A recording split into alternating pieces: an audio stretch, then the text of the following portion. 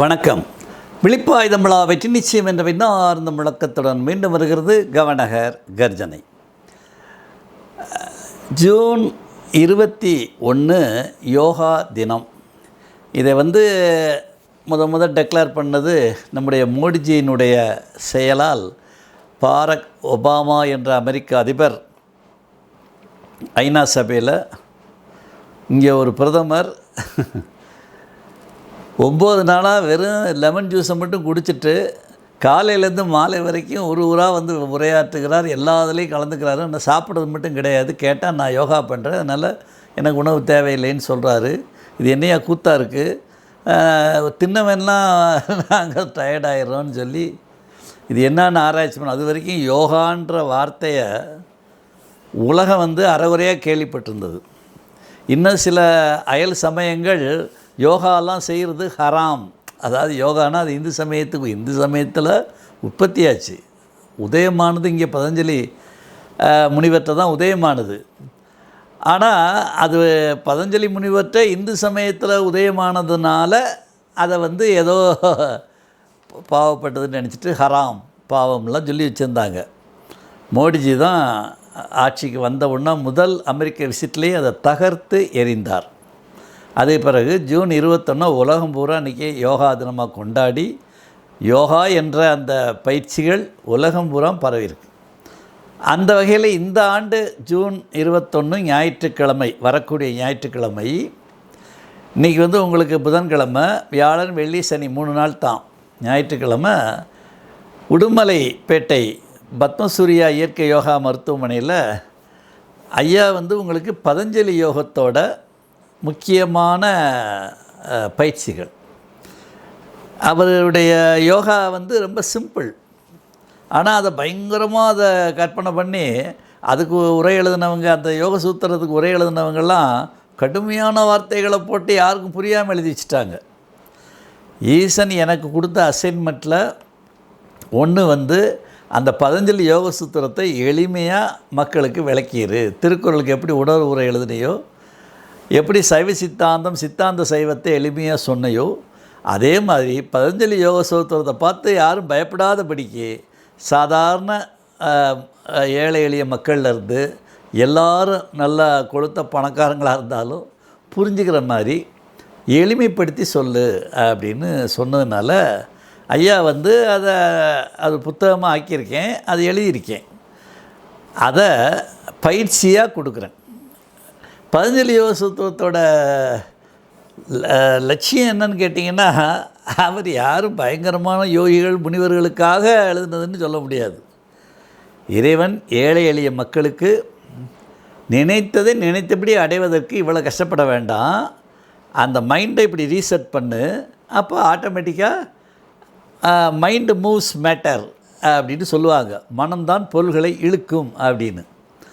அப்போ ஒரு பொருளை விரும்புகிற, ஒரு ஆளை விரும்புகிற, அல்லது ஒரு நிகழ்ச்சியை விரும்புகிற அப்படின்னா அது உங்கள்கிட்ட வர்றதுக்கு அந்த மனம் ஈர்க்கணும். அந்த ஈர்ப்பு சக்தியை உண்டாக்குறதுக்கு மைண்டை ரீசெட் பண்ணணும். அதுதான் யோகா. இப்போ உதாரணமாக பக்கத்து வீட்டுக்காரனுங்க சும்மா சாதாரணமாக தண்ணி அடிச்சுட்டு தெருப்பொறிக்க திரிகிறவன் திடீர்னு ஒரு லாட்ரி சீட்டு ஏதோ ஒன்று மூலம் ஒரு 10 லட்சம் 20 லட்சம்னு பரிசு விழுந்துருச்சுன்னு வச்சுக்கோங்க. பக்கத்து வீட்டுக்காரன் என்ன பேசுவான், அவனுக்கு என்ன யோகாக்காரன்டுவான். அவன் என்ன பிராணாயாமோ ஆசனம் இதாக பண்ணிக்கிட்டு இருந்தான், அதெல்லாம் கிடையாது. அவனுக்கு என்ன யோகம் அப்படின்வாங்க. அப்போ யோகம்னா என்ன, கடினப்பட்டு கஷ்டப்பட்டு அடையும் விஷயத்தை எளிமையாக அடைய உதவும் ஒரு டெக்னிக் தான் யோகம்.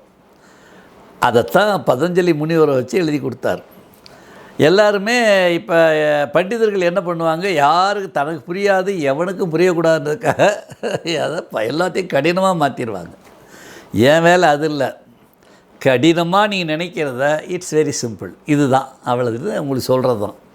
அந்த வகையில் நினைத்ததே அடைவது, அது பொருளாக இருக்கலாம், புகழாக இருக்கலாம், அதிகார அந்தஸ்தாக இருக்கலாம், உடல் நலமாக இருக்கலாம், நீண்ட ஆயுளாக இருக்கலாம், சமாதியாக இருக்கலாம், முக்தியாக இருக்கலாம். இத்தனைக்கும் அவர் அந்த எளிமையாக அதை அடைவதுன்ற டெக்னிக்கை சொன்னது தான் அந்த சூத்திரங்கள். திருவள்ளுவர் 1.25 அடியில் சொல்லியிருப்பார். இவர் அதையும் குறைச்சி 1 அடியிலேருந்து 3 அடி வரைக்கும் தான். சூத்திரம்லாம் மொத்தமே 4 வேர்டு தான். மொத்தமே 4 வேர்டு. யோகர் ஒரு செமிகோலன் வச்சுருவார், 3/4 புள்ளி, முற்றுப்புள்ளியில் 3/4 புள்ளி. யோக அப்படின்னா யோகானா என்னென்னு கேட்டால் சித்த விருத்தி நிரோத, இவ்வளோ தான் அதுக்கு விளக்கம். உள்ளத்தில் மனதை தாண்டி அறிவை தாண்டி சித்தம்னு ஒன்று இருக்குது. இந்த சித்தம்ன்றது ஆன்மீகவாதிகளுக்கு தான் புரியும். இந்த நாத்திக நாதாரி பயல்க, கடவுள் மறுப்பாளர்கள், வெறுப்பாளர்கள், இந்த அறகுற பகுத்தறிவு வெங்காயம்னு பேசிக்கிட்ட இவனுங்களுக்கு அது வராது. அவனுங்களுக்கு இது ஓப்பன் ஆகாது. ஓப்பன் ஆகணும்ல. அப்போ அந்த சித்தம்ன்றது ஓப்பன் ஆகணும். அந்த சித்தம்தான் ஹார்ட் டிஸ்க்கு, நம்மளோட ஹார்ட் டிஸ்க்கு உள்ளே வச்சுருக்காரு. ஜென்மோந்திர ரகசியங்களை வைத்திருப்பது எத்தனை நம்ம பிறவி, நம்ம அப்பன் வழியில் வந்த கர்மாக்கள், அம்மா வழியில் வந்த கர்மாக்கள் அப்படின்னா மூவேல் சுற்றமும் முரணொரு நரகிடை ஆளாமை அருள் அரசை போற்றின்னு அந்த போற்றி திருவள்ளுவர் சொல்லுவார். 3 வகையில் அந்த கர்மா வருமா. உன் கர்மா, உங்கள் அப்பன் வழி கர்மா, உங்கள் அம்மா வழி கர்மான்னு சொல்லுவார். அதனால் அதை எப்படி எளிமையாக சரி செய்வது என்பதை அந்த ஒரு நாள் பயிலரங்கில் இயற்கை மருத்துவ மாமணி நிவேதா அம்மையார் 2 செஷன் எடுப்பாங்க. ஐயா உங்களுக்கு 2 செஷன் அந்த பதஞ்சலி யோக சூத்திரத்தோட நுட்பங்களை எளிமையாக உங்களுக்கு பயிற்சியாக ஐயா கொடுப்பேன். அது உடுமலைப்பேட்டை பத்மசூரிய இயற்கை யோகா மருத்துவமனையில் நிகழுது. வருகின்ற ஞாயிறு யோகா டே 21/6/2026 ஞாயிற்றுக்கிழமை காலை 10 மணிலேருந்து மாலை 6 மணி வரை. பேக்ரவுண்டில் அது நிகழிடம், அப்புறம் அதுக்கு உரிய காணிக்கை அதெல்லாம் சொல்லியிருப்பேன்.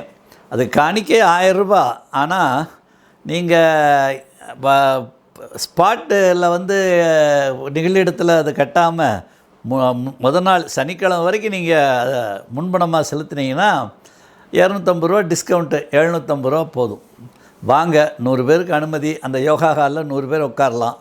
வாங்க, நல்லா தெரிஞ்சுக்குங்க. ரொம்ப நுட்பமாக எளிமையாக அதை பண்டிட் கண்ணையா யோகி ரொம்ப அருமையாக விளக்கியிருப்பார். அதான் நான் ஐயா உங்களுக்கு நல்லா நோட்ஸ் எல்லாம் கையில் கொடுத்து உங்களுக்கு எளிமையாக அதை ஐயா விளக்கிடுவேன். நல்லா கற்றுக்கலாம். அதை பயிற்சியாகவும் நீங்கள் எடுத்துக்கலாம்.